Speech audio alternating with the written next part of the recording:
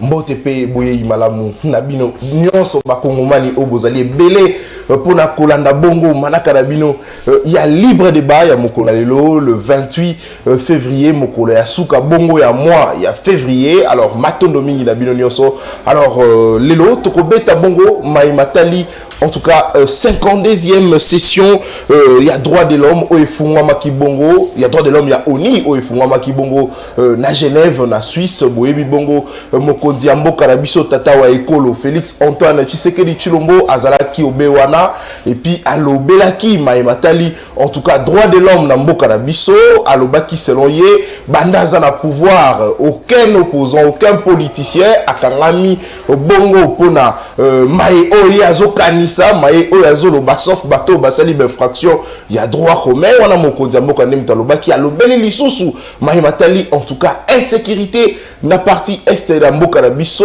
en tout cas asengi ba sanction ebele contre Rwanda parce que asenga kango toujours et puis asengi lisusu et puis président de la République a rappelé bongo que ba guerre ezole kana partie ya est ya mboka na biso ekoki bongo kokotisa mbilinga to mbutu na maimatali élection ya mboka na biso ekosala mabongo le 20 décembre ya année oyo et puis d'ailleurs yango tozomi tuna est-ce que Félix Tshisekedi a annoncé déjà bongo report il y a élection parce que guerre ya SSO persisté kaka et surtout que décision belé zo makibongo na kati ya EAC bakondi ya EAC basengi que M23 longwa metozo constater tisikoyo mauvaise foi ya M23 alingi kolongwa te Kagame bapekisi ko soutenir ba M23 mais Kagame zo la kaka mauvaise foi yango zo la kisa que peut-être guerre ekoki kosila na lombangu te yango ndenge tata mokonzi alobi que élection ekoki kokotisa mbutu est-ce que eza déjà annonce de manière anticipée il y a report il y a élection tokoyeba bongo ko réfléchir ko yanola na mituna wana na ba invité na biso oyo bazani déjà na biso elongo na loboko na ngai mwasi na lingaka beko banda bongo na zana ndeko docteur patricien ya MLC mbote pe boyo malamu. Mbote de journaliste, merci de l'invitation à yo.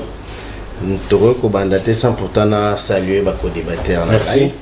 Et puis nazo saluer ba to nyonso ba jouer occasion ya kolanda na biso. Et puis naza ko partager mawaya bande ko na biso baza ko boma injustement par une guerre nous imposée par le Rwanda. Et puis naza ko saluer notre président national le chairman Jean-Pierre Bemba. Na ba militant sur le mouvement de libération du Congo, ba président Ligue des jeunes Aldarish Luboya, président docteur Jean-Denis Balako Lianza et tous les militants qui sont éparpillés à travers le monde. Matono mingi ndeko patricien docteur patricien MLC toza bongo pe na ndeko Jean Wakengela mbote na ope boyi malamu.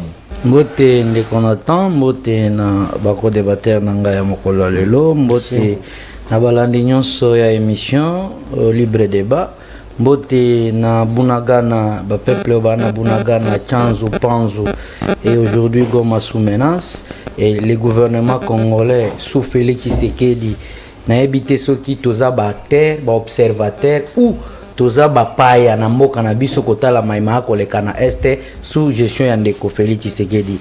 Je salue tous les communicateurs du FCC et toza awa pona ko yeba nini tokoki kolobela Congo soki ma pesa meli biso na ngonga o tokolobela ngo na temps ya oyo za na ngo na kati ya thématique na matono mingi ndeko Jean Wakengela ndeko Nico Fay Mikaï le procureur pour le peuple à Sanabiso Longo ndeko Nico Fay mbote pe boyi malamu. Merci beaucoup. Merci beaucoup estimé Nathan la PCP bande konabiso autorité ko débattre lango la PCP mbote na ba téléspectateurs et à CML13 en général, na où il y a libre débat en particulier. Nous sommes là pour partager makambo ya mboka. Matono mingi ndeko Nico Fay nakobanda bongo na ndeko Jean Wakengela uzana maloba en 7 minutes ce vrai biso de Sotolanda qui maloba bongo ya tata mokonzi wa ekolo alobeli makambo ya est azobanga en tout cas que guerre oyezo ko bongo na partie ya est na mboka na biso et ko risquer ekotisa bongo mbutu na maimatali élection ya mboka na biso uzana 7 minutes pour réfléchir pe oyanola na mutuna na ngai. Merci ndeko Nathan. Et à mon banda d'abord na kokota na mozindo ya sujet na biso ya lelo tika été oyebi. On fait des analyses pour le pays. On n'est pas là tout ça la kabaromatali politique et à haine auto comme on a lelo règlement des comptes au régime en place et à comme on y sanaba analyste politique. Dans na lingena lobanini agression et ande konabino mopanzi sango mais lui aussi tokuta na kanaena ba débat lokola Ndanu Kefula a été menacé avec des personnes bien identifiées na ba autorité compétente au ya commune ya Kitambo. Alors to sengi était justice ndenge ya lobby azo saisir justice parce que mutu kanaiza ki endommagé azala ki menacé et batwana ba lobby officiellement batinda kibiso atika kotanga kombo ya bourgmestre wana obino moboye. Pepito Kilala. Alors, na cadre déjà lobby. To tchana maboko babiloko ezaya ko condamner, il faut condamner. Si quelqu'un se sent lésé de son droit, il n'a qu'à saisir la justice et pour que justice soit la mutana. Bango baba te régime balobi état de droit. État de droit n'est pas un état gendarme. L'état de droit n'est pas des coulouna, c'est ce que nous constatons. Mais l'état de droit, c'est-à-dire mutu oya se sentir qu'il y a ça na problème maintenant mutu songolo paka il peut saisir la justice. Avant na koma na mozindo ya sujet tika été tokenda bona ba parole au président. Biso tout le monde a été président de la République, mais a été confondu à un ministre. Oh, il a dans lapsus, c'est un problème. Non, lapsus, ok, mais il devait quand même justifier, c'est défendre ça. Mais n'a pas fait. La conférence à Genève, na Suisse, c'est considéré comme ministre. Non, non, lobby, biso te considérer comme président de la République. Entre parenthèses. Tout qui a lobby sous son mandat et que Azolo Bayango avec beaucoup plus de légèreté. À lobby, il n'y a aucun politicien congolais arrêté, mais c'est les droits communs, n'est-ce pas? Mais qui peut nous dire qui est le président de Jimmy Kitenge? Tant qu'on a Côte d'Ivoire, il s'est contredit. Alors, qui sont qui maloko et kotonda et tonda. Mais là maintenant, il dit il n'y a aucun politicien arrêté. Où est Barnabé? Où est Kika Abini Karoubi? Où est Pierre Loire? Ce qui a est-ce qu'il réfléchit comme un président de la République ou soit il veut plaire dans les circonstances avec Okutabato? Quand même, il doit réfléchir comme un homme d'État. Lorsque tu as est-ce qu'il a vu tout ça? Lui-même a dit fixation à dossier à Jimmy Kitenge. Tu as comme on a été juge naturel. Ce qui a dit qu'il n'est pas un prisonnier politique. Mais comment il s'agit de juge naturel? Dossier qui fixé où et quand? Tu vois encore des régimes des amateurs, des stagiaires au sommet de l'État. Ça, c'est de un. De deux, tu continues à Makambo à Zoloba. Non, peut-être les problèmes de l'Est peuvent toucher à Makambo. C'est une crise de personnalité.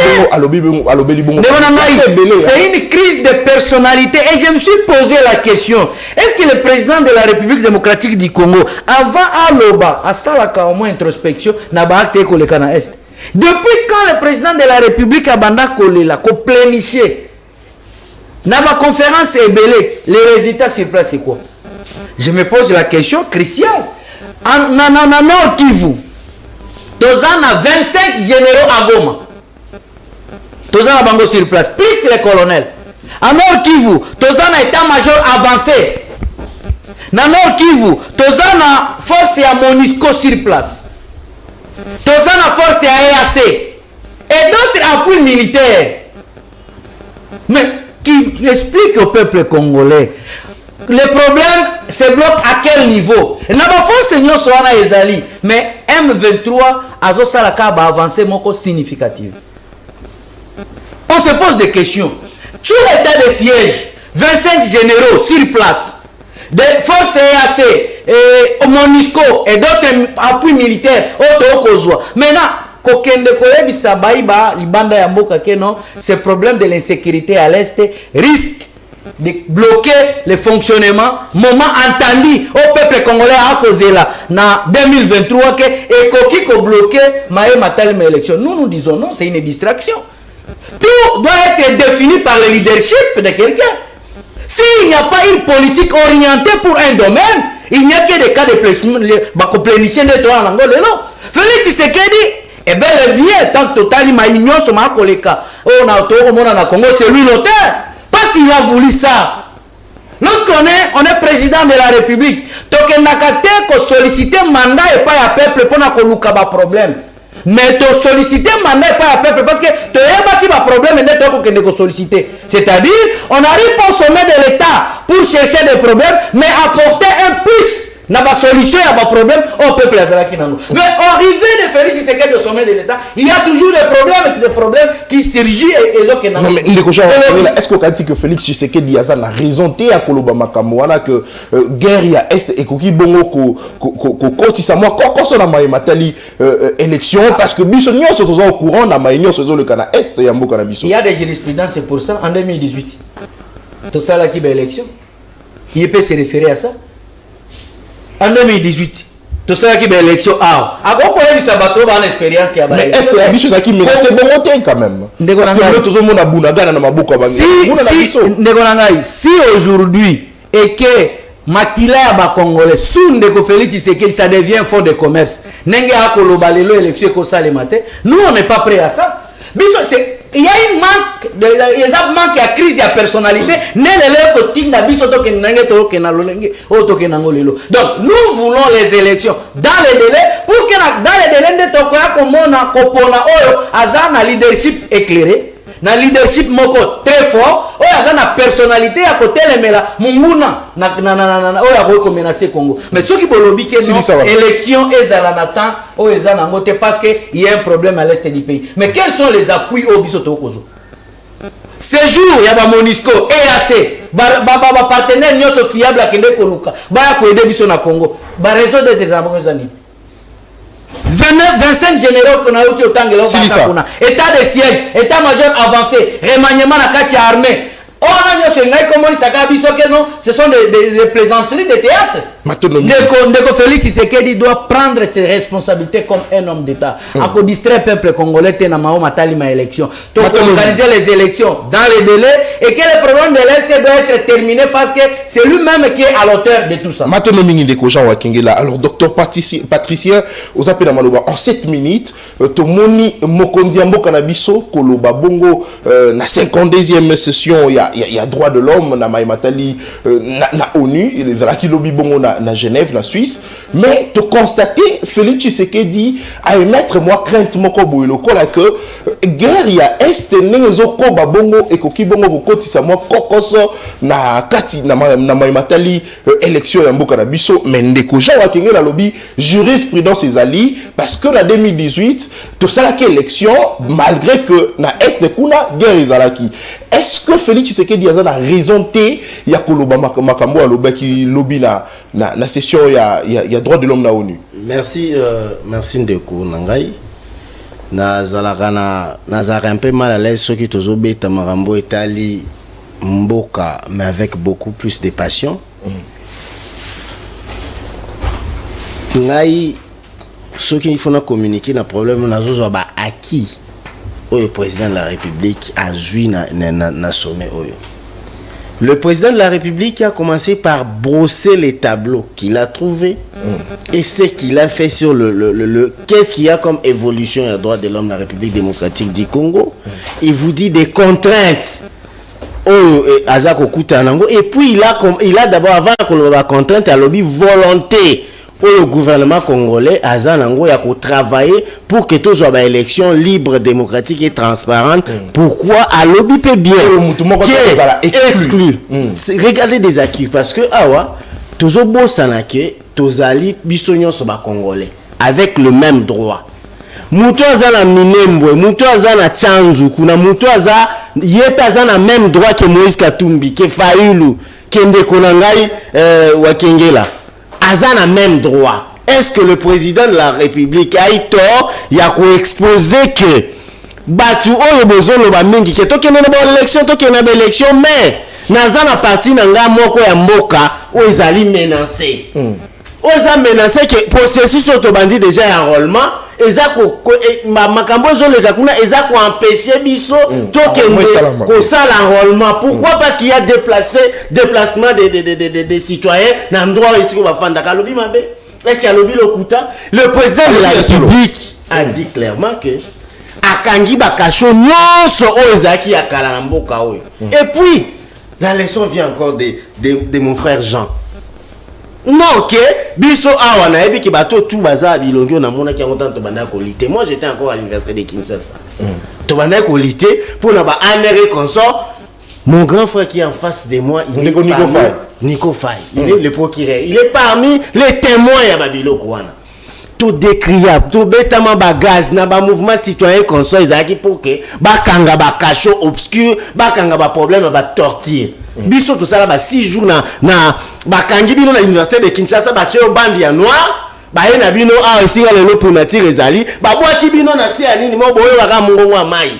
Ces histoires là mais le ezali sous-souté et puis yo monaki de kaka na entraîner un mandat ayeko ba yeko informer que kasho mususu moko obscur ezawa a diligenta ki batu bakende ki mbango kokanga eloko wana. Est-ce que makambo na président de la République ya kosi tozwaka jaune te to comme isango rouge kaka po toza na kawana te. Ce qui est sûr c'est qu'il y a beaucoup de choses à améliorer, ce qui est vrai, mais il y a beaucoup de choses où c'est salemi. Oh ba liberté lelo na habité marche ni nango basi ba bomi a na la République loko la marche il y a 18 ans parce que biso zaki susu obi na université de Kinshasa on na zaki à l'époque okoki ko beta politique te ata Manzalemba. Alors que Manzalemba est dans la université de Kinshasa, on a que l'université de Kinshasa est apolitique. Mais j'ai quitté quand même l'université de Kinshasa, n'a qu'un Manzalemba. Si tu n'étais pas du PPRD, si tu n'étais pas du FCC, au qui commet ta politique, t'es. Mais aujourd'hui, bah communicateur, malgré des cas isolés que je condamne, parce que ici nous parlons État. Il peut y avoir des cas isolés. Le cas il y a un décodanou qui est fou là. Oh, je condamne que quelqu'un, un individu, le fait qu'il y a Bogoumès Salingi a obstrué droit à Mouninga Naï. Là, je le condamne. Mais je dis qu'il y a beaucoup de choses qui se sont améliorées dans l'avenir à Félix Tshisekedi. Et puis Félix Tshisekedi est allé mettre à nu bah discours oh il y a Ndeko Kagame oh Azako Lobake non FDLR ceux qui ont côté na Congo et ça parce que FDLR et Zakana Congo des fois qui ne Luka et consort. Le président de la République a dit noir sur blanc que Makambo Azolobaneza Lokuta a changé de discours. Le fait que Kagame a commis asphyxie à son oxygène à Moutouté, réflexion pour tous les sous égalité, a commis ce que Lobano, et ça les sous Lukaba FDLRT, et commis Makambo Yabater. Le président de la République l'a brossé.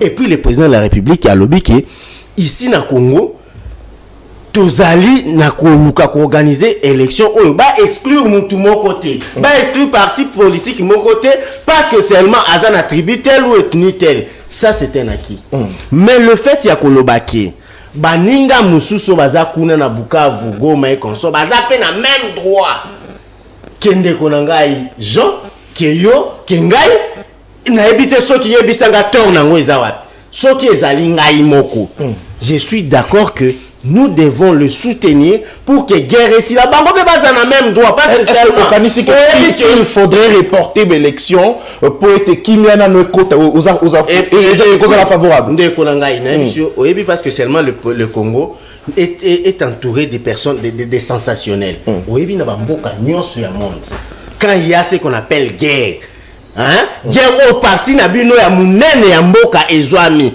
Il y a des milliers de déplacés. Il y a de cela plus de 20 ans, plus de 20 millions de morts. Est-ce que Ezali n'a tort que beau fan d'un mort pour le bâtiment? Tout ça, les 4 cycles électoraux, mais il y a quand même des gens qui continuent. Il y a 4 cycles. Il y a 4 cycles dans Mboko, mais il y a nos mamans qui continuent d'être violées. Il y a 4 cycles dans Mboko, il y a nos enfants, nos sœurs qui continuent. Je vous dis, Landa tribune, il y a docteur Denis Mukwege. Il vous dit que je vois des choses que les yeux du médecin ne peuvent plus voir. Est-ce que Bango a le même droit alors que la constitution leur consacre le droit il y a qu'on voter et puis le droit qu'on voter et puis qu'on se porte candidat. Tout le temps ça a le jurisprudence 2018. Est-ce que l'élection il faut que c'est en 2018? Encore le procès de la honte. Lui-même Nanga, président de la CENI. Parmi la contente à Pesaka, que le contente à Liboso ezali guerre à Est. Oza ko empêcher à ça l'enrôlement na batunion société. Pour vous dire que le fait que le président de la République a joué à lobby que élément on a lobby que ils ont bloqué. À lobby que ils ont bloqué définitivement. À lobby que ezali élément ekoki ko bloquer mais toza na ferme volonté ya organiser ba élection oyo mutu nyonso akozala membre mais bango pe kuna bazali ba congolais matonomi docteur patricien ya MLC ndeko Nikofai ozana maloba c'est vrai tozo lobela bongo inquiétude ya chef de l'état na maimatali guerre ya est wana eza eloko ya liboso d'ailleurs yango nde mama na likambo na biso mais na kati ya discours ya chef de l'état alobaki bongo ba avancer na maimatali bongo droit de l'homme alobi ete bandaza mokonzi ya mboka politicien ata moko te na bakangi ye pona maloba ne wazoloba pona likanisi ne wazokanisa na maimatali avancement ya mboka na biso et puis alobeli ba cacho ya anerndege ndeko docteur patricien alobi na kala d'ailleurs na pouvoir ya Kabila ezalaki que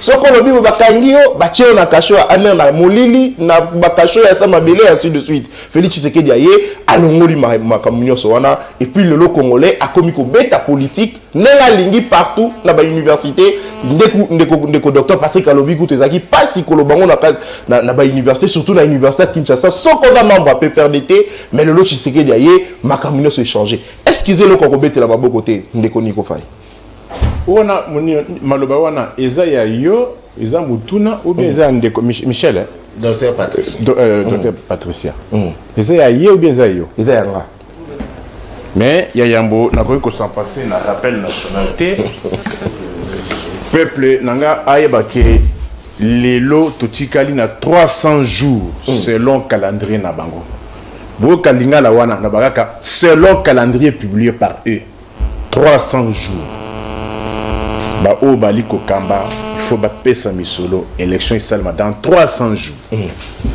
o pe bana posa ko kota masolo ba luka misolo ba futa ba témoin j'insiste beaucoup plus sur les témoins parce que au-delà il y a magui il y a seni il y a niveau nyonso mais ce qui mutu a préparé ba témoin na ba bureau de vote nyonso à la fin des opérations mutu a déjà na ba PV nyonso ba bureau quel que soit magui, ces gens-là seront confrontés à la PV. Bosso ma smartphone T. À quoi avait servi les 40 000 smartphones? À bon entendeur, tu as l'IP na 1185 jours, banda baloba na biso Covid, mais on a cité Covid et beta masouté, mais un aéroport, bazali kozwa mbongo. Et zappé, est-ce que vous tapez la cadre à droite de l'homme T? 675 jours oyo ndeko Michel Akoma mokonzi ya gouvernement na Congo Kinshasa doalina 260 jours banda bunangana na yo bunangana na ye oya ngai ya biso nyonso ekenda wana toka na bunangana ruchuru te kibumba pete toka na bunangana 247 jours Jimmy Kitenge ali congolais te azape na mwasi na bana est-ce boyebi ke mibe kwa mboka elobi na loi pour la protection de l'enfant ce qui l'état kangi mutu o aza na bana ba mineur l'état a une obligation ya kolesa bana wana koyebi yango bana Jimmy Kitenge l'état pesa bango mbongo ils appellent droit de l'homme. Au moins, on a droit de l'homme, na procès, il y a le côté à 57 millions. Après, on sur les bandes, mais bon, on a été. Droit de l'homme, paysan, au Kangisi Moutou, bana o ya mineur, l'état lié Sabango. Doit li na 37 jours, banda, Sukoi Nayo, o ya Kutaki, les roquettes. Tout ça, cause là. Réponse appropriée, réciprocité, communiquer. Tu n'as pas ça communiquer. Tu n'as pas ça communauté, tu n'as la témoin. Tu n'as pas ça réaction appropriée. Voilà Congo aussi longtemps que tu as fanatique, yango Congo est Kokufa. Na habité bino soki bozakana o ya bino Congo, biso tozana o ya biso Congo. Mais Congo ya majorité et yebike mboka non seulement l'État a sous-sauté, et tout comme il ça coûte un pays. Parce que les théories, l'État n'a pas pays, et il remis balé. Mais l'élo, ni l'État, ni pays, n'y sont ezali kokende. Parce que ce qui est le moi na yo, docteur, mon frère, a même lieu devoir. Ba tourner mi balé. Le pays à combien, à quelle superficie? Au Lobanaye, 2 345 km². Les lots Kinshasa contrôlent combien de territoires? Le Congo a 145 territoires, mais néanmoins, les territoires de Rutshuru n'est plus contrôlé. Selon la théorie à l'État, selon la théorie à pouvoir, si tu étais dans l'auditoire, pas la plateau, tu compterais combien? Marqué rouge Yangwana, au côté. Tu compteras combien? Droit de l'homme. Mais je te pose un cas de figure. Dis-moi, Jimmy Kitenge, quel est le texte de la République qui autorise à un individu de mettre quelqu'un en prison 247 jours sans que son sort ne soit connu? Pour éviter le débat, il y a parole contre parole. Je donne des moyens auxquels les Congolais attendent des réponses. Parce que quand vous parlez d'état des droits, droits de l'homme, Jimmy Kitenge, c'est un Congolais à part entière. Et il y a le même droit que vous et moi. Et il y a les mêmes obligations que toi et moi. Et il y a le même droit qu'Antoine et les mêmes obligations qu'Antoine. Antoine n'a pas l'obligation de mettre quelqu'un en prison. Mais moi, je vous pose la loi, la Constitution est là. D'ailleurs, il ne faut même pas présenter la Constitution à Bateau. Constitution. C'est contradictoire d'opposer la Constitution à Bateau, la Constitution. Quelque part, c'est marrant. Mais ils ont prêté au moins serment sur base de ça. Tu peux me donner la raison où ça dit qu'un compatriote, 247 jours, père de famille, mari d'une femme, frère aux gens, cousin aux gens, contre paternel, pour des raisons d'humeur, vendre dans la prison. Un cas, un autre deuxième cas. Vous connaissez bien qu'il y a encore des gens parce que ce sont des gens qui n'ont pas de personnalité. Daniel Massal a fait plus de 2 ans sous ce régime, sans procès. Tu peux me donner un texte? Ce qu'on peut signer un texte, moi j'ai la constitution, mais il y a une disposition constitutionnelle où ils allaient, quand ils sont c'est un droit. Une minute. C'est un droit. Mais, ce qui peut organiser il faut que la personne soit fixée sur son sort dans un délai raisonnable. Dans un délai raisonnable. C'est un droit. Et porter plainte, c'est un droit. Mais il ne suffit pas seulement de porter plainte. Et il ne suffit pas seulement de donner les ordres. Il suffit aussi d'éprouver vos allégations. Parce que la preuve, la charge de la preuve incombe à l'accusateur. Vous avez accusé des gens. Vous devez avoir l'obligation, il y a qu'à diligenter pour que la personne soit condamnée. Alors, nous nous posons la question, j'ai opposé 2 moyens. Il y a eu des avancées de manière vague. Non, moi je vais faire 2 cas précis. Non, il y a eu des avancées. Il y a eu 2 reculs de 50 ans. Moi, j'ai dit, il y a eu recul et j'ai opposé. Vous savez qu'on le compatriote Olivier Mpunga a été torturé ici. Le bureau de la police. Olivier Mpunga, qui note? A quoi fait les droits? Gigi Yangi, Azawapi. Un état de droit. Et il y a un peu de la honte. Maintenant, Ndeko Nikofai, Ndeko Papi Mouya, il y a eu le père Zarabi Solongo, Mbote Peboyi, Malamu, Tozolo Belabongo, discours, il y a chef de l'État, la 52e session, il y a droit de l'homme, où il est à Kibongo, lobby la Suisse, Tozolo Belama, Nyonso, Alobaki Maramba, droit de l'homme également, Alobelibon a manifesté crainte naye, na Maïmatali, guerre na Est, Alobi, et Koik Bongo, Kotsa, Mbutu, na Maïmatali, élection. On a 7 minutes pour y aller la Moutou na Ngai. Merci beaucoup pour Namaloba. Na pesi mbote na baonyo stozana bango na plateau. Nga nazana moi passe na motema. Na komona sur place baninga bazokanisa ke makambo o président de la République Félix Antoine Tshilombo alobaki eza lukuta. Pendant que bango moko baza très sûr que o ya lobi eza solo. Akosi na point dit. Baza sûr que o ya lobi eza solo. Oui, mais n'a ya prouvé qu'akosi na point tel. N'a na lobi te que bitumbe za est. Parce que présentation ya Congo ya lelo eza un peu différente na présentation o balakisi biso Congo ya lobi.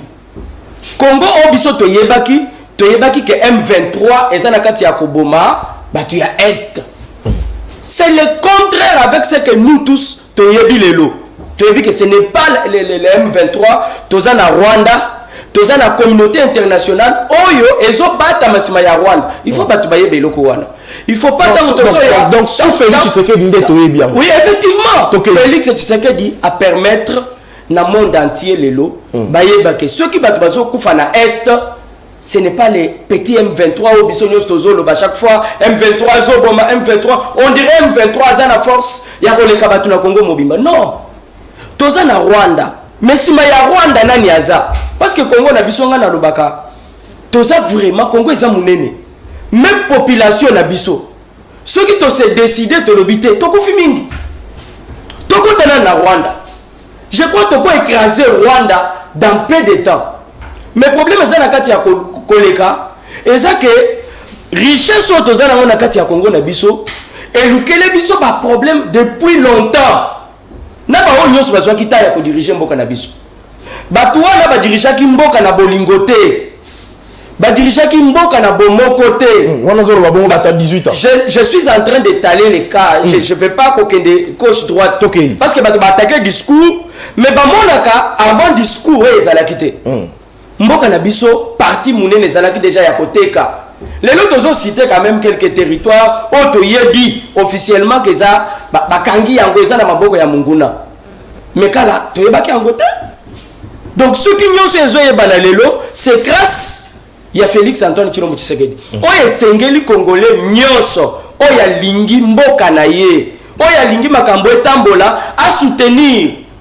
Koya ko le bana batu ko présenter tableau sombre. Je crois que c'est à un certain moment, moi j'ai toujours dit c'est de la sorcellerie politique. Et c'est de la sorcellerie politique. Ne comprends plus moi na relancer. Bango balobi que ils la batu misuso bakangama na mboka na biso parce que ba critiquer pouvoir ba pesika ya ndeko Jimmy Kitenge oti lelo azana 247. Oyebi ceux qui na Congo. Si on a des personnes honnêtes, le président de la République Félix Antoine Tshilombo Tshisekedi fait partir la Batouana. Oyebi azwaki occasion. Je vous dis. Azwaki occasion ya kolobelaka ya justice na kati ya mboka na biso. Alors bakite que modèle naza président de la République justice na mboka na ngai eza au top. Non. Alobaki clairement que na mboka na biso justice avancé eza. Au-delà, il y a des petits soucis parce qu'on ne peut pas dire que c'est à 100%. Vous parlez de problèmes de Dimi. Ce n'est pas Félix Tshisekedi. Suivez bien les dossiers. Il y a une justice na kati ya mboka na biso. Qui dit la loi. Il faut lire. Il ne faut pas représenter, on dirait, Félix Tshisekedi à instruire Bakangaye. Non. Nous avons les droits. Biso nyonso to yo kapasi kozala na ye na kasho biso kosala biso esengo na likamoni biso tozo bénéficier nini ou Félix Tshisekedi azo gagner nini tango ya zana kasho azo perdre penini. Donc justice il faut toyeba que ça indépendante. Félix Tshisekedi azo position moko aloba il faut ko yeba ko respecter ba étape ou ba échéance nyonso tozana ngona kati ya mboka na biso. La justice est indépendante na mboka na biso. Ezaka ka calendrier toyebi que président de la République a ko s'imposer, a ko payer sa position la justice. Lelo, on laisse la justice faire son travail. Je sais que kozana na ina kati ya kasho, ezana kati azana ba avocat bien sûr, bazana kati ya kolandela. D'un moment à l'autre, quand ça sera le moment, il sera libéré. Est-ce qu'il est prisonnier politique? Soyons sincères. Il y a ça la politique. Parce que... Avant de charger la communication, il y a parti Mounene. Parti PPRD. PPRD, oui, Kambami Nanan. Joseph Kabila. Joseph Kabila, ça n'a pas côté. Et na lobby, Makambo ya Mabé. Parce que les autres, tu as le Makambo Est. On a vu que Joseph Kabila est pour quelque chose, oui. Est-ce Bakangaye? Félix Tshisekedi démontrez-moi au niveau à quel niveau avoir quelque chose. Outi ko lobake Rwanda lelo to yebi ke Rwanda ndezo boma na est oui. Na période de Joseph Kabila to yebaki en hauteur. Biso to yebika ba rebelle bazaboye ba congolais bazo kufokuna. On nous a jamais présenté comme aujourd'hui situation il y a est na Rwanda na kati ya koboma na communauté internationale sima. Qu'on donne la chance au président de la République Félix Antoine Tshilombo Tshisekedi. Likambo ya uti koloba kuna na discours, c'est des choses claires. Et surtout quand on dit que na maïmatel élection alingi en tout cas te ba exclure mutu moko na maïmatel élection. Est-ce que vous avez comme la mouté? Papa. Mais ça non ko biso nyo se fallait to bete na maboko. Ngana zo ka moi, tant tozo ya biso ko se présenter on dirait toza ba sangu, biso toza très cher, ko le kabao ba zakuna. Non, on n'est pas très important. Il faut toyeba que Congolais nyoso azana droit moko. Ce qui est le Félix Tshisekedi à lobby, Congolais nyonso il faut participer na élection. Biso to kobeta maboko. Biso to kobeta maboko to ko apprécier ça na kati ya ko salema.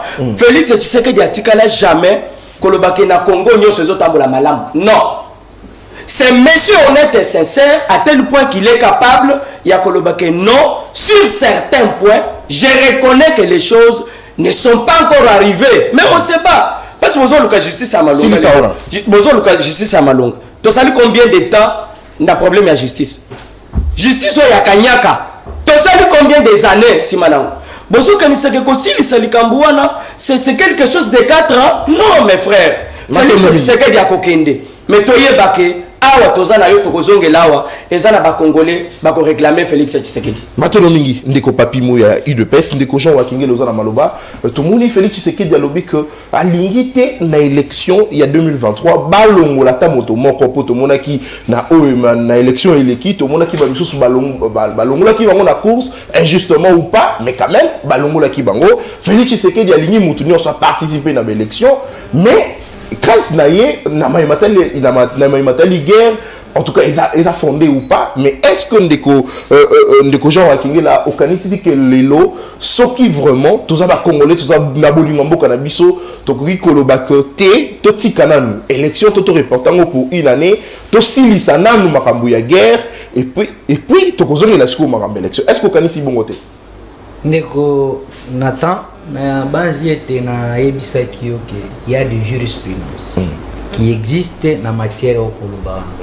Félix Tshisekedi est fruit il y a oyo nyonso tant to Koloba makambo ba parti ou ba participer na élection et à Beni notamment et d'autres coins du territoire Yumbi et tout consort mais Félix Tshisekedi a été élu parce que c'est des partis de la vérité dena ngena zongela ndeko nangai docteur. Lorsque vous parlez des droits des Congolais, à ce temps-là, la population de Beni n'était pas des Congolais. À ce temps-là, la population à Yumbi n'était pas des Congolais. Arrêtez de vous marciber politiquement.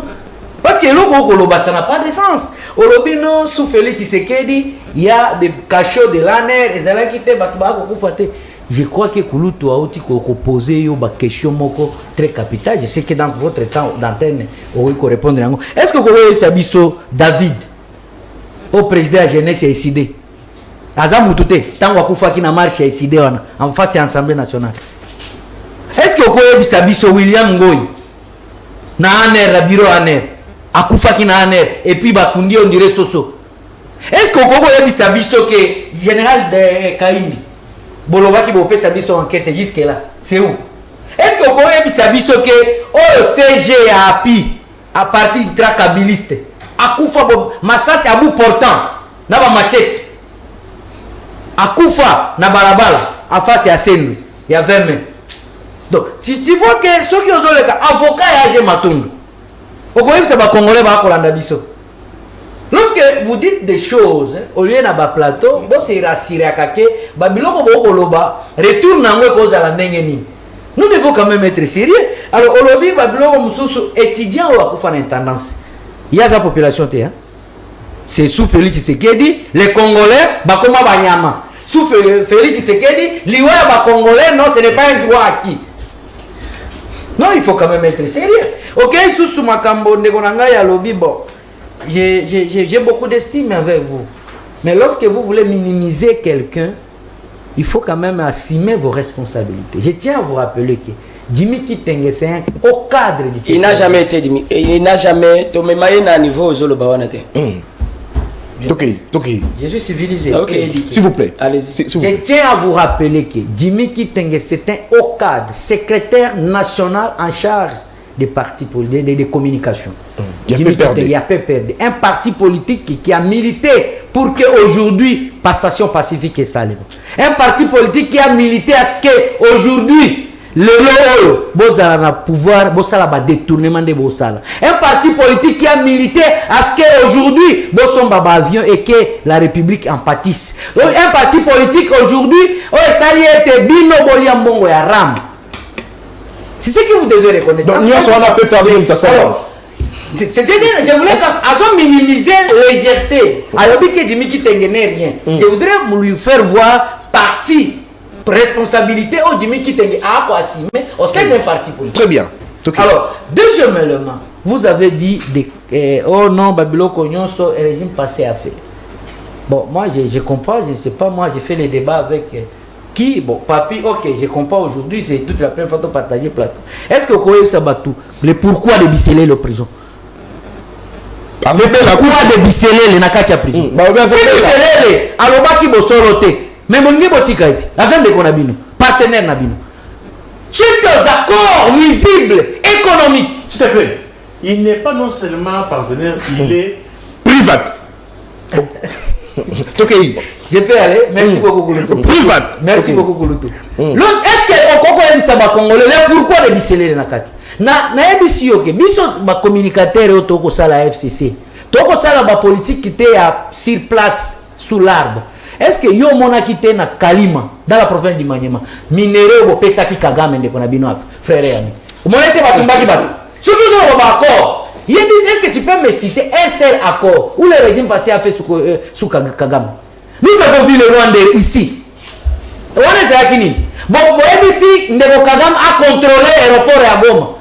Donc, tout ce que nous voyons à l'Est aujourd'hui pour Bunagana, c'était déjà prévisible pour Bango. Bon, on a quitté, il y a un accord, mutualisation de la police entre la police rwandaise et congolaise. Tout le monde a dit Bango. Est-ce que vous avez vu Kabila faire ça? S'il y a des gens qui doivent quand même respecter, moi je dis chaque jour, la RDC doit à Kabila du respect. L'État que Kabila Koutaki Nango. Kabila Koutaki pays. Et ça, il y a aussi là. Kabila n'a pas hérité quelque chose. Mais Félix Tshisekedi batande liembetu. Bateli matela. Bazotele bilo wakolia pembeni ya mbetu po akitanga kokita akende ko glisser. Mais Félix Tshisekedi bateli na likola kolia biloko likola mesa ya kitsango na si. Oh. Félix Tshisekedi, on a laissé la constitution, non, mon collaborateur vient de soulever ici. C'était une constitution que Bino Boyemba qui constitution kabiliste. Mais aujourd'hui, ça devient une constitution de la République démocratique. S'il vous plaît. Est-ce que Maloba Tshisekedi ils ont tali ça que volonté naïe à reporter l'élection il y a 2023. Aucun Congolais sérieux, honnête, à cause de Ndimako Tshisekedi attend un jour. Une seconde. Aucun Congolais sérieux. Parce que j'insiste, tout ce que nous venons d'assister aujourd'hui sous Félix Tshisekedi, crise de personnalité, l'État n'existe pas. On ne sait pas si tu as un territoire ennemi. Congo, mais à part la RDC dans ses entièretés. Donc, sur Félix Tshisekedi, il y a tout ce que nous reprochons du mal. Il est temps que l'élection s'organise dans les délais et que tout le cas, comme au Congo, à Tchango Liboso, les Congolais vont se retrouver. Mais, Félix Tshisekedi a le peuple congolais a constaté qu'à partir de Genève, Félix Tshisekedi n'est pas prêt à aller aux élections. C'est lui qui a peur des élections. Mais nous n'avons pas peur des élections. Félix Tshisekedi, il est temps d'organiser les élections dans les délais. Peu importe la situation. Lui n'a pas hérité de problèmes. Lui, Félix Tshisekedi. Tu salis passation pacifique avec Bunagana. Tu salis passation pacifique avec Ruchou. Tu salis passation pacifique avec Kiwanja, Bunagana et tout consort. Kibumbe et tout consort. Mais l'héros, n'est-ce Félix Tshisekedi, tu salis qui n'est passation pacifique en 2018. Nous voudrons bien qu'en 2023, Azongi sa paye nengi akutaki. Et les accords qu'il a signés, ça n'a qu'à Lusibi et Kolanda Yemoko. Maintenant, Mingi, Ndeko Jean Wakengela. Alors, docteur Patricia, Osana Maloba, est-ce que vous connaissez vraiment que report à l'élection pour la Makambita Ligueria Est et cause à la bongo fondée parce que tout le monde qui en 2018, tout ça là qui élection, mais Benikuna, ça là qui élection, bah ça peut battre, bah ça peut Congolais, bah ça a droit il y a qu'à voter, puis le cola biso va être voté qui n'a Kinshasa. Mais est-ce qu'on connaît si quelque chose à la raison à Malam ou Kolinga pour reporter l'élection parce que guerre est à l'Est? Merci beaucoup de Konangai. Vraiment, si la honte devrait exister, honte ngeke zo bakombo mususu ndeko wakingela albanga bakoma ngona majesté parce que seulement ici vraiment ceux qui battu oyo bazo tala biso oyo ba vivre sous régime ya Kabila régime ya Kabila oyo abeta même ba bébé na maternité ya kitambo gaz lacrymogène régime Kabila oyo abeta ndeko Martin Fayulu gaz na Lubumbashi bazo même ba image etambolaki régime Kabila oyo babandaki koko ba manière nyonso ya ko torturer muto yebanaki na régime Kabila. Je ne peux pas vous citer des cas de Rossi Mukendi, Thérèse Kapangala. Vraiment, ceux qui te croient qu'on met à droit de l'homme, hein? On allait, ceux qui, Tozaki, vraiment, bateau, Tozaki, la raison était devant nous. On allait côté à carré, tout le bélango, peut-être que tout me quoi arranger les aléas qui restent encore. Parce que tous ces aléas, n'denga lobby que Congo te hérité, on veut pas la bango.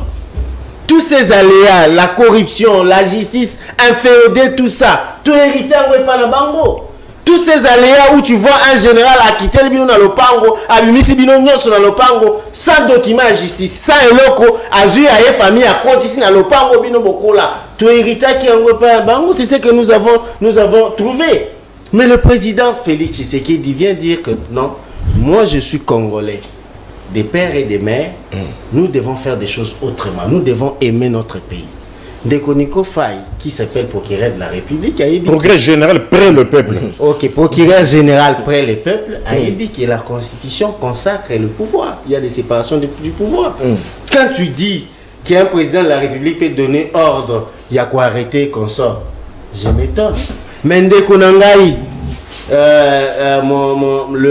celui qui est en prison, Jimmy Kitenge. 247 jours. Je partage votre douleur. Je partage la douleur de votre famille. Et puis je suis attristé. Sauf qu'il y a des personnes qui sont derrière vous pour vous nuire ou vous faire souffrir injustement. Je partage cette douleur-là. Et puis, je pars pour compatir à sa femme parce que je sais, je suis marié. Je sais vivre plus de 200 et quelques jours sans son époux, comment ça fait, ou sans son épouse. Je partage, mais je le prends comme un cas isolé. Comme Ndeko Jimmy, Azan avocat, je crois qu'il est dans le siège du pouvoir. Il a des avocats, avocat n'est pas côté les Meleti et Rokene. Mais, quoi attribuer Babilo à un régime, et puis le modèle Makambo et Salemaki, Franck Diongo, Moïse Katumbi, Tindike na province. Vraiment, on ne pouvait pas citer Makambo ya Kabila comme modèle, même pas pour une minute. Tokei.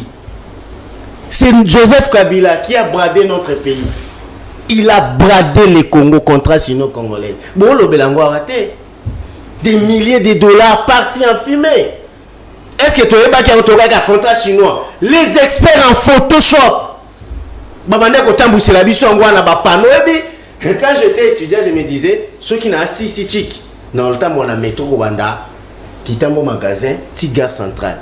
Le journaliste ici, l'expert en Photoshop, mais c'est Jean-Marie Kassamba. Innovant. Tant qu'on présenter ma photo dans la télévision, tu te dis, non, le Congo est exceptionnel. Le Congo de Kabila, dans 3 ans, 5 ans, et que Congo Moko extraordinaire. Ah, malheureusement, les 5 chantiers, c'est terminé. Nakoti Kaba, même superficie, Nakoti Kaba, même voie ferrée, Ndegezalaki, Nakoti Kaba, et l'autre change à quitter. Tout est ok, sur ce concept, révolution de la modernité, là encore, c'était du bluff.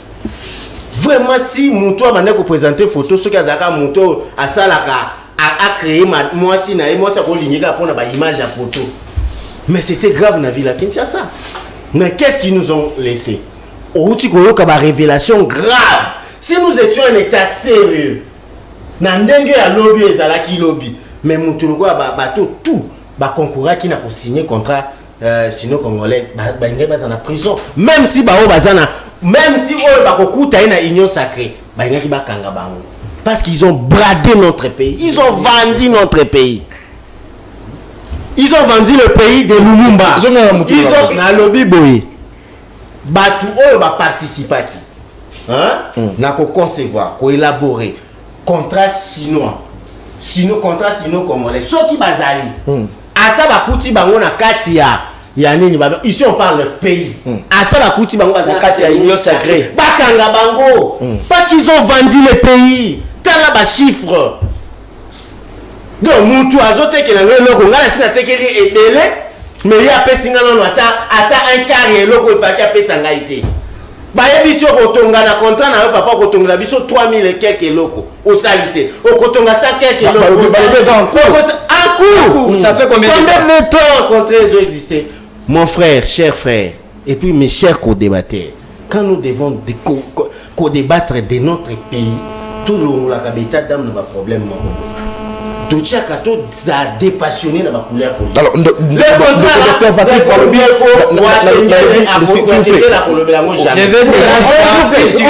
s'il vous plaît.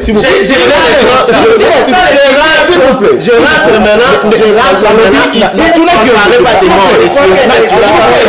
ça qu'on appelle la communication. Tu ne parlais ici, on vous a posé une autre question. Tu as commencé à parler. J'ai encore mon temps. Oui, j'ai mon temps. Est-ce que au Kanisi il faut l'avantage lelo token d'élection sans si les Congolais, les élites, les peuples, les consorts trouvent que l'Est de la République démocratique du Congo est en danger et que ces tests-là est partie de notre patrimoine commun et que les élections peuvent être repoussées, recalées, trouver tout ce que vous allez dire. Il a dit qu'en 2006 et qu'il y a bongo mes résolutions exactement. Est-ce que tu continues à kende bongo ou éviter que les droits fondamentaux qu'on kende peut voter peut qu'on candidat le fait que vous avez 18 c'est ça le fait que vous avez continué à exclure bango bakoki kozala na haine ya appartenance il peut se dire que non donc net vous avez exclure biso à tout moment donc tous a appartenir sous na Congo il faut réfléchir. Il faut réfléchir avec des tableaux. Il y a zolo baka qui va congolais. Mais on a vu c'est que quelqu'un au Zolanda qu'on a vu le papa non le baka c'est un peu sur l'habillement. C'est un peu sur l'habillement. On voit comme le papa qui a papa. Est-ce que vraiment on a zara moi na le pango?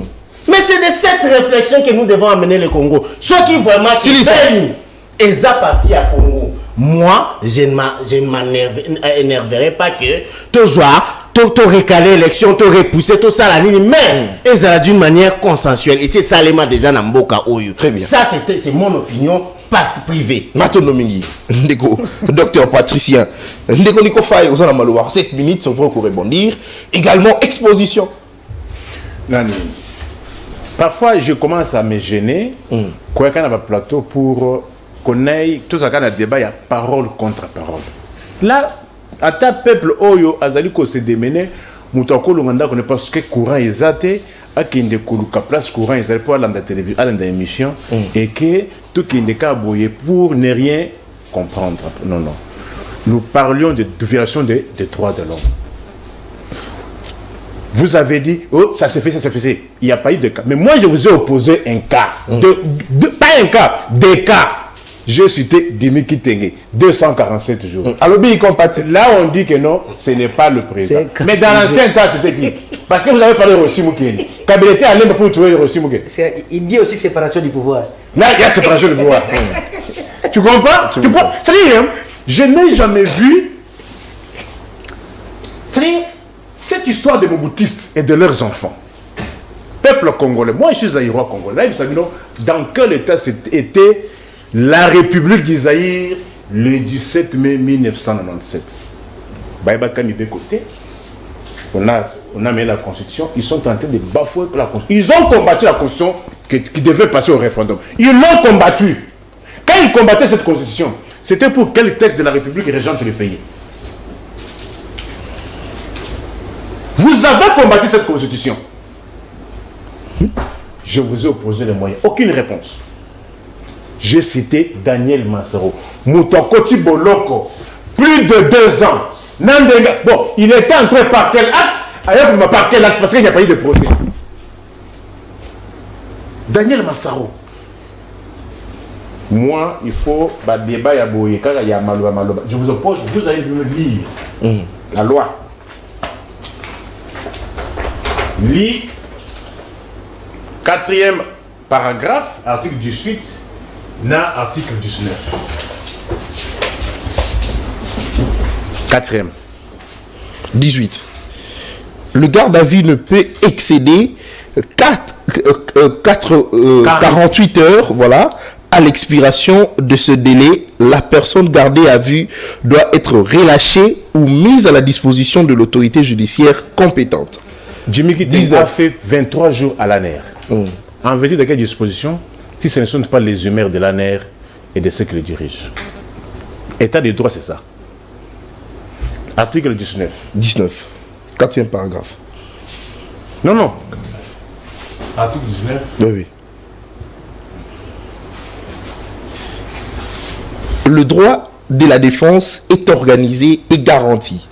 Toute personne a le droit de se défendre elle-même ou de se faire assister d'un défenseur de son choix, et ce, à tout le niveau de la procédure pénale, y compris l'enquête policière et l'instruction pré-juridictionnelle. Lisez, tu es allé plus loin. Tu as commencé par. Lisez, continue.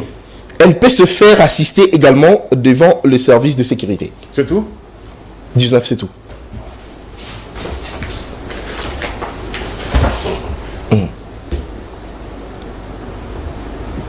Vérifiez bien 20, peut-être. Ouais, c'est ce que j'ai lu. Ici, toute personne a le droit à ce que sa cause soit entendue dans un délai raisonnable par le juge compétent. Est-ce que vous avez compris? Parce que tu as cherché. Tu as compris, mais pour qu'ils comprennent. Toute personne a le droit à ce que sa cause soit entendue dans un délai raisonnable par le juge compétent. Vous avez compris? D'abord, on a lu. Mais est-ce que vous avez compris? Expliquez-nous. Lire est une chose. Non, expliquez-nous. Lire est une chose. Et lire est une Ça, chose. c'est le français élémentaire. Expliquez, Malumba. Lire est une chose, comprendre aussi en est. Ça, c'est le français Lorsqu'on très dit élémentaire. toute personne a droit à ce que sa cause, c'est-à-dire Jimmy Kitenge, Daniel Massaro, ils sont déjà arrêtés. Mais ils doivent être entendus dans un délai raisonnable. Quand on t'arrête, c'est bien, c'est le droit. C'est le droit de celui qui est accusé. Mais il faut que cette cause-là soit entendue dans un délai raisonnable. Très bien. Est-ce que délai raisonnable, il y a 247 jours. 247 jours, c'est combien de mois? Près de 8 mois. Près de 8 mois. Est-ce que quelqu'un peut attendre que sa cause soit entendue près de 8 mois? Exposition. Alors, vous savez, quand on dit toutes les infractions que nous parlons ici, ont quelle peine? Infraction est à diffamation. Infraction est à grivilerie. Grivilerie, c'est plus ou moins 8 jours.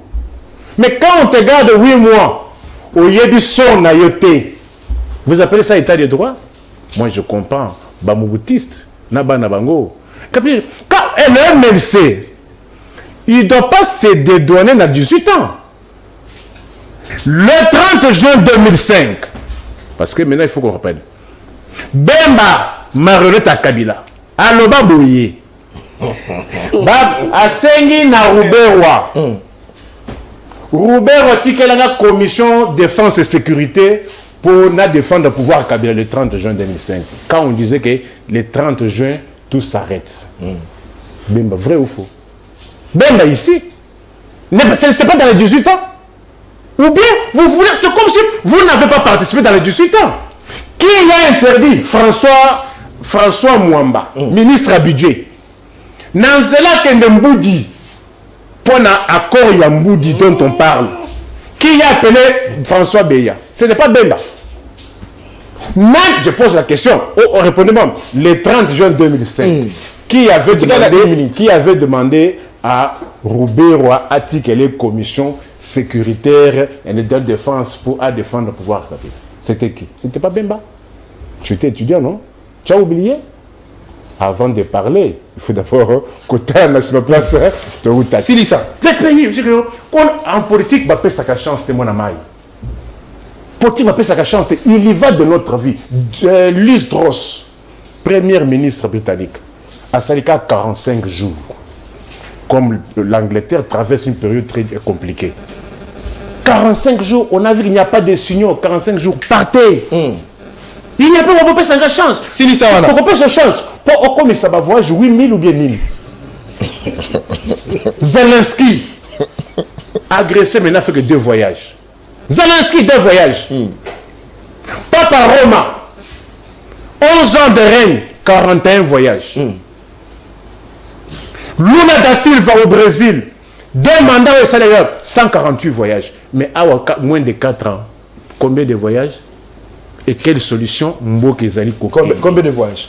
Plus de 290. Maintenant, est-ce qu'il peut même le comptabiliser encore? c'est ça. Qui peut le comptabiliser? Non. La situation va de mal en pire. Je peux même m'agenouiller. Ce qui est Antoine, Anna Bolingwa Congo, Atika Mboka. Atika Danai. Batika Kamboka, Bagosali ça, ma pounami. Parce que place Oya, Kutaki Mboka, na place Otoa Lelo, na Senge Bolimbisi. Moyen. Maintenant, Migi. Moyen. Ici déjà 20 minutes. Maintenant, Migi, de Kolikofaye. À Kendi. Trop c'est trop. Il ne contrôle plus rien, il est dépassé par les événements. Oui, Kagame a dit que Congo, tout le monde a Congo a gagné l'élection, Azali Kozo guerre à l'Est pour tirer les choses à longueur. Kagame Kagame c'est votre frère, non? Ami même. Ami frère. S'il vous plaît. Yoboya Kagame, Yoboya Kagame, Yonani. Yoboya Kagame, Yonani. Papa, nous sommes quand de Félix et Balé. Ce qui a été pouvoir, oui, ce qui a été pouvoir, on a avantage de Gozalani.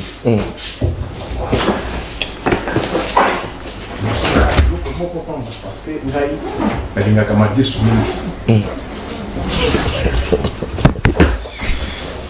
De quoi Antoine? En une minute. Il y a Bill, il y a de quoi Antoine il y a Mades, il y a Bill, il y a Maï Moko, na 1000 francs. Le lieu, ils ont 4000.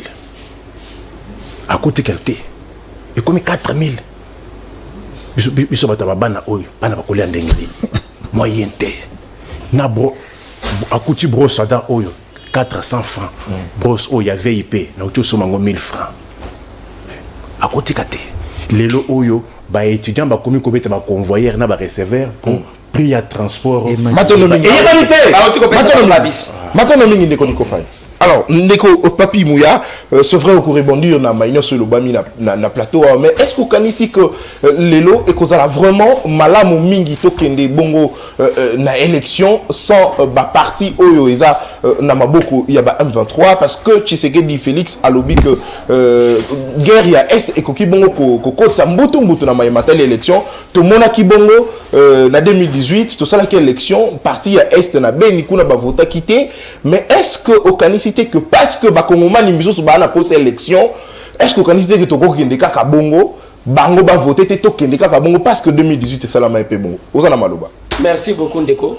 Congo eza biso nyonso. Là il faut toyeba yango. Avant na tamé po wana ndima quand même na loba likambo esala nga pasi. Depuis nazo tambola nazo ya boye bande konanga ya PPRD bazalaka na soni ya koloba. Ce que moni mutu moko boya FCC azui courage ya boya koloba azandoki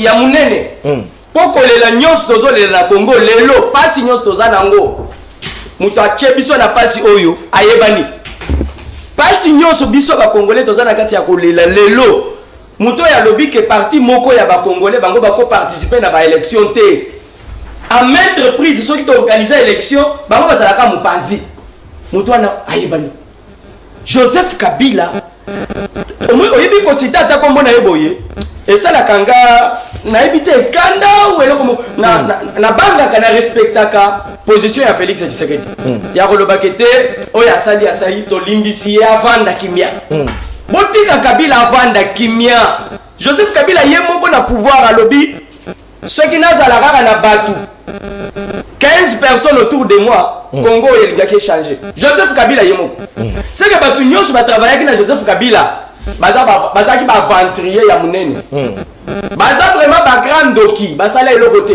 pour autorité morale na bango yemoko bimi a lobby nga moderne aza boye ceux qui batu bazala simananga bato amayeli ba professeur ya université bato nyonso yebi bazaki sima Kabila wangani bango yemoko mais bango ya ko beta tolo na Kabila par rapport ya nini parce que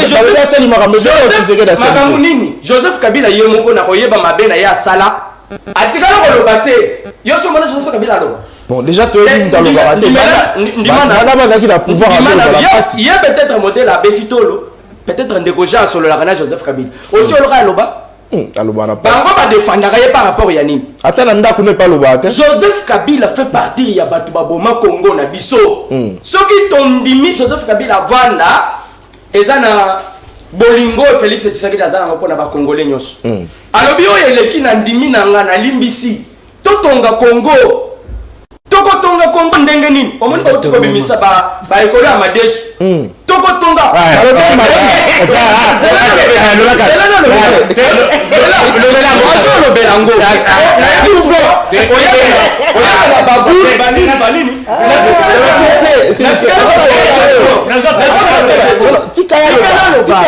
s'il vous plaît oyaga na babiloko régulièrement natala kayoka boye na oseka oyebi ke biloko soki ezomata c'est parce que eza na partie ya Congo o bato bazokufa eza na partie ya Congo lelo oyo pasi eza na est papa comment vous voulez que makambu nyonso etambola malamu s'il vous plaît makambu nyonso etambola malamu pendant que eza na partie ya Congo oyo baza na kati ya koluka kobotola comment vous voulez que biloko nyonso ekita pendant que bandeko na yo moko bazokufa Félix Tshisekedi première des choses bitumba na ye ya liboso kimia ekota na Congo kimia soki ekoti le peuple d'abord au biso tolobelaka régulièrement na IDPS a travailler nango Félix Tshisekedi aza mutu moko te tokoya ko présenter donc c'est à dire objectif il y a Félix Tshisekedi vana no kimia d'abord kimia papa tola nzala mais kimia na autaki kimia wapi s'il vous plaît kimia ezalaki wapi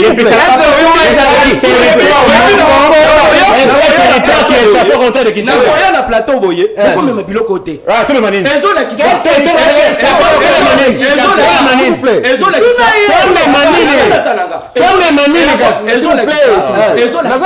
lokoso boza nango ya kokota na pouvoir parce que biloko nyonso kozomela nalobi boye ndeko koloba te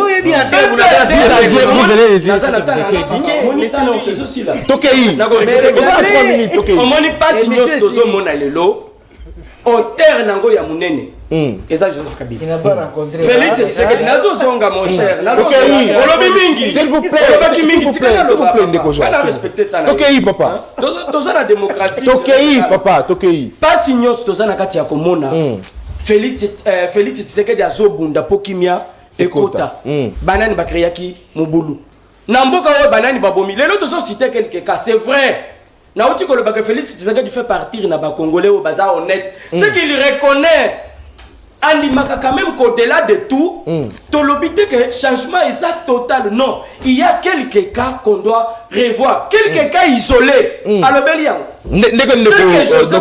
pendant moment naie atikala kolobate donc ceux qui ba élection lelo totali to monique était trop c'est trop ba congolais belé ça fait des années ndeko na ba uti ko pese exemple moko ya malamu wao toyoki yango peut-être te alobi ceux qui na famille na bino boza na papa maman na bande ko na bino mususu à chaque fois oh, il faut bo solo la pour na famille na bino pour na libota yo ba bimisaka yo kananda balobi te muya yo bimanan chaque fois du fait à un moment comme ituna est-ce que muto azalaka papa nanga na bolingo wana Félix Tshisekedi aza déterminé pour congolais nyos il faut participer na ba élection comment ça fait-il que tozo que na élection bato mususu bazalaka ka écarté pourquoi basala nini donc cela veut dire que ceux qui gagnent raison guité donc toko qui n'est pas élection Félix Tshisekedi parce que souci est que bango peut pas participer Félix Tshisekedi atikala koloba te que élection kozala te il faut toyeba totika ko déformer discours Félix Tshisekedi a lobby boye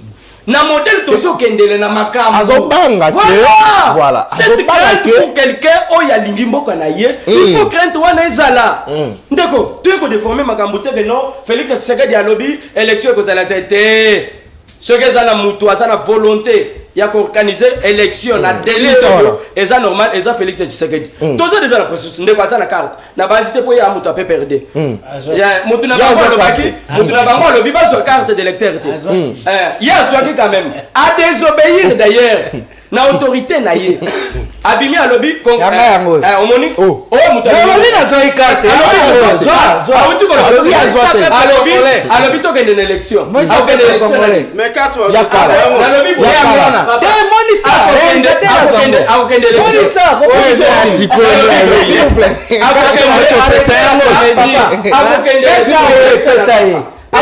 S'il vous plaît, monsieur Sili. na asali carte te akokende élection voilà. nani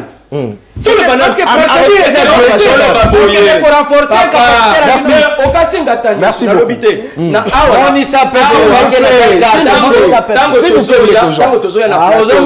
ntango tozoya na plateau boyebake bato ya soni bato baza na courage te bato bakoloba te bato balobelaka baba eza bato ya PPRD na FCC olobaka te bango moko bayebi baba na bango Alors, monsieur Sili, nazalaki nesengo bongo ya koyambela bino ndeko Nico Faye oaza analyste politique, procureur près le peuple. Jean Akengela côté à FCC kuna babé ke bongo Sukoy. Merci beaucoup. Très bien. Alors ndeko Papi Mouya IDPS matono mingi, ndeko docteur Patricien ya MLC matono mingi. Alors tokutani bongo lobby pona troisième numéro bongo il y a magazine la bino libre débat. Au revoir.